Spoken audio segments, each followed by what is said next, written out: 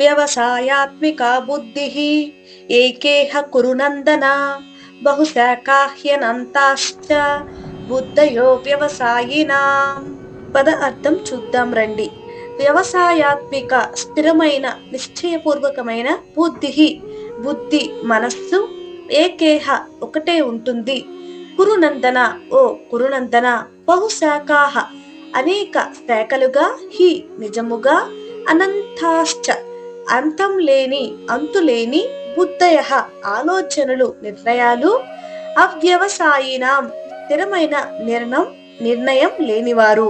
ఇప్పుడు తాత్పర్యం చూద్దాం రండి. ఓ కురునందన, స్థిరమైన నిశ్చయ బుద్ధి ఉన్నవారి బుద్ధి ఒకటే మార్గంలో ఉంటుంది.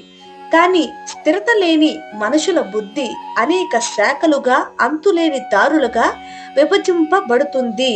ఇప్పుడు సందర్భం చూద్దాం రండి. 2వ అధ్యాయం 40వ శ్లోకంలో కృష్ణుడు చెప్తున్నాడు, కర్మయోగంలో నష్టం లేదు, భయం లేదు అని. అయితే ఈ శ్లోకంలో ఆయన చెప్తున్నాడు, అది ఫలితంపై కాకుండా కర్తవ్యంపై దృష్టి పెట్టిన బుద్ధితో చేయాలి.